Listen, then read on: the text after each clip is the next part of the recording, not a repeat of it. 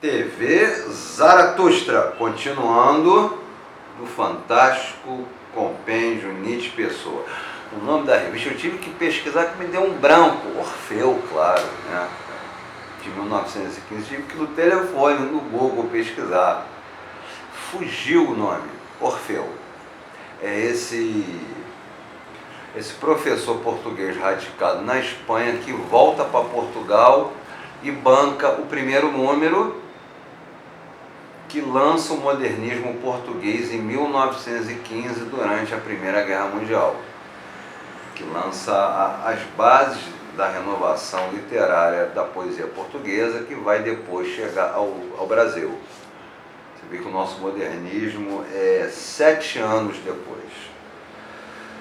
Continuando, Eduardo Lourenço. Maravilhoso, cara, maravilhoso, maravilhoso. Nietzsche e Pessoa, maravilhoso.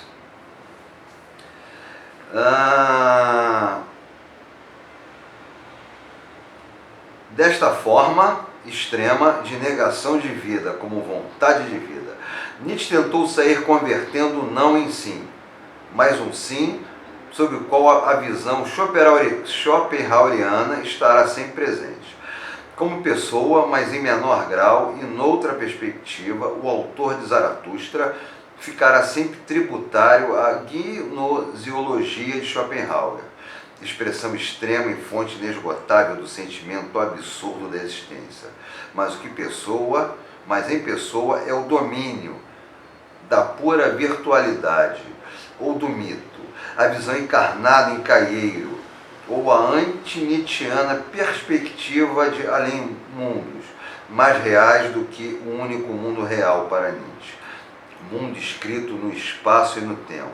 É na perspectiva desse último, exigência vital de uma vitória e de uma vida cada vez mais alta, pelo esforço de superação permanente de ceder ao que dentro da vida rebaixa a vida, compaixão ou piedade como formas de existência ressentida, humilhada diante de si mesmo.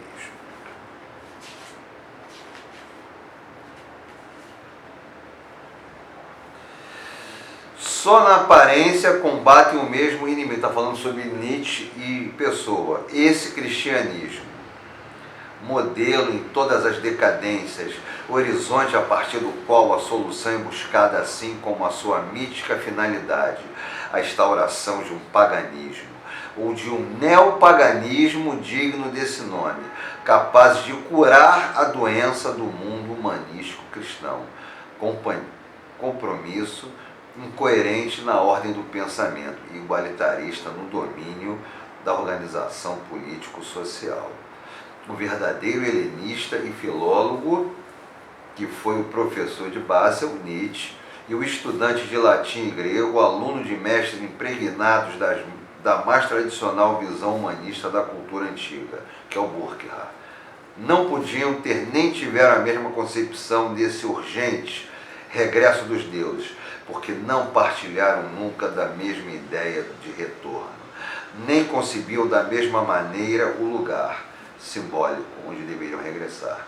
Pessoa não parece ter compreendido o que significava para Nietzsche a ideia mesmo misteriosa e enigmática para o seu criador do eterno retorno. Por outro lado, o fascínio de Nietzsche pelo mundo arcaico grego, mundo anterior a Sócrates, assim como a apologia de uma vontade de potência. O seu combate por um mundo liberto da doença cristã, em particular por essa visão de um paganismo, que segundo ele não é o paganismo harmonioso dos gregos, arcaico ou não, mas o dos antepassados bárbaros de Nietzsche, deuses de sangue e de violência da mitologia nórdica, do germano polaco, é para ele o autor de Crepúsculo dos Ídolos. No quadro da guerra de 14 e 18, época dada a poucas amenas reflexões, Pessoa utilizará contra Nietzsche aquela agressividade rodada de juízos que Nietzsche, ou um certo Nietzsche, pusera na moda, e o futurismo, inclusive dele, de Álvares de Campos, retomará. Pessoa nega a esse paganismo qualquer característica da universalidade, apresentando como uma má leitura de um único paganismo, que seus olhos têm uma figura exemplar, a Grécia clássica na versão de Winckelmann e de Goethe, não a de Dionisos, que ele compara a um Baco alemão repugnante. O Pessoa tem uma relação contraditória com Nietzsche. Ele bebe em Nietzsche, mas ele não aceita Nietzsche, porque ele tem um elemento místico, né? Pessoa tem um esoterismo. Então ele tem esse conflito com Nietzsche. Aqui.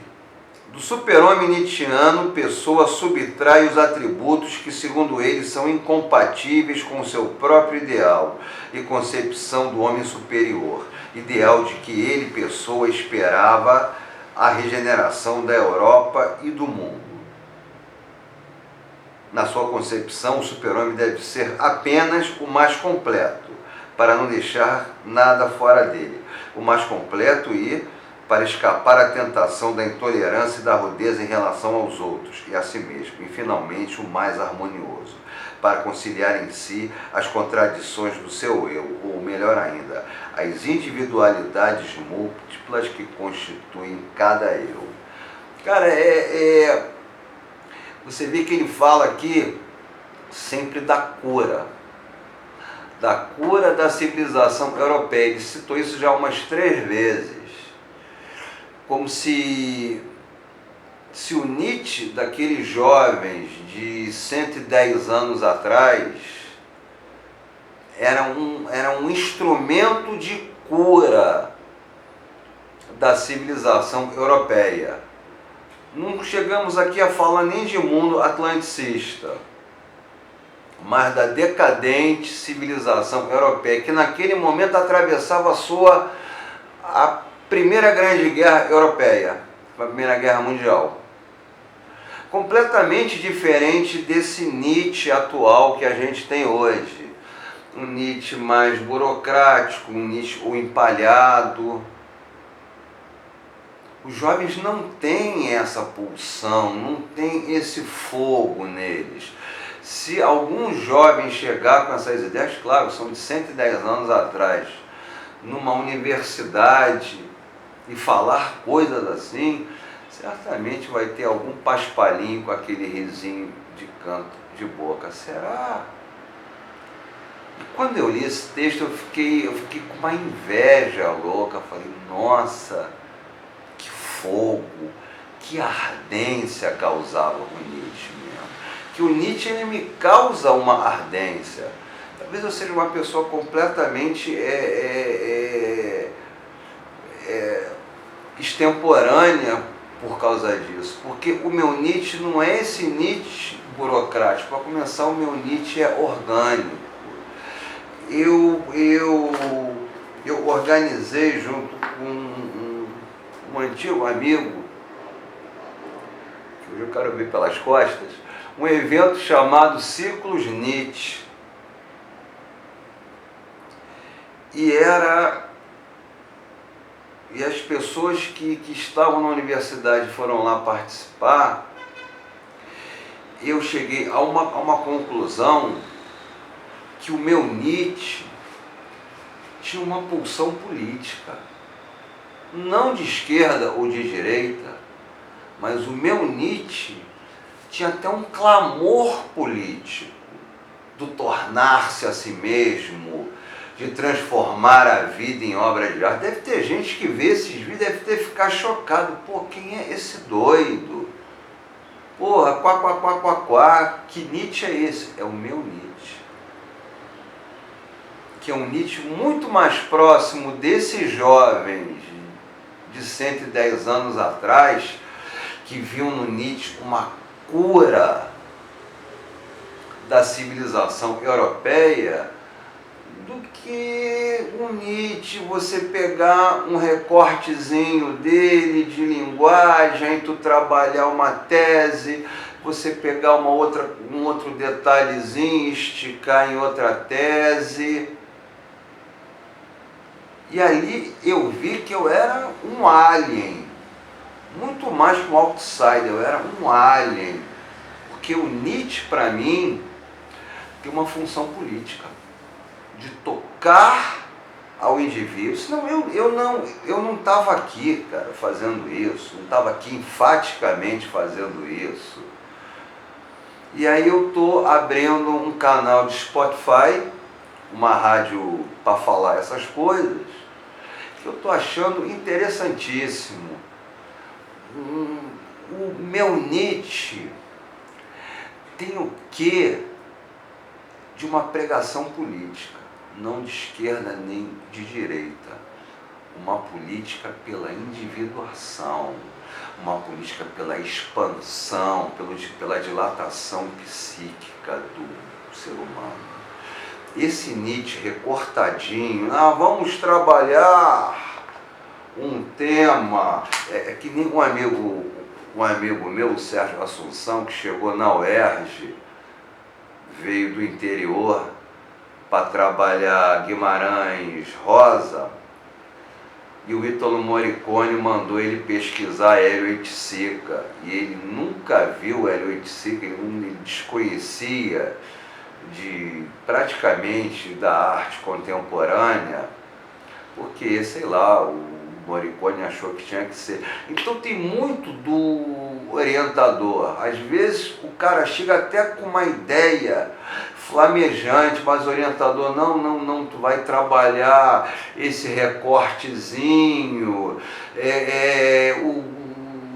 você vai puxar esse fiozinho e vai analisar ele. Não, cara, o Nietzsche é para tacar fogo, o Nietzsche é gasolina.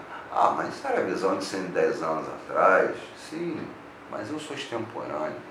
Eu posso pensar algo como 110 anos atrás para jogar para o futuro. Ou seja, o meu Nietzsche ele é retrofuturista. E essa é a TV Zaratustra.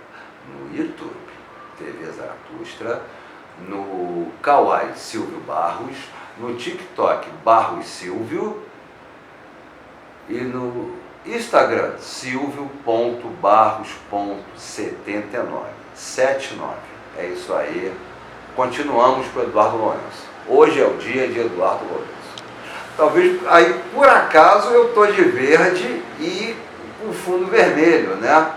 Foi por um acaso isso. Agora, vendo na telinha da câmera que eu vi. Essa é a TV Zaratustra.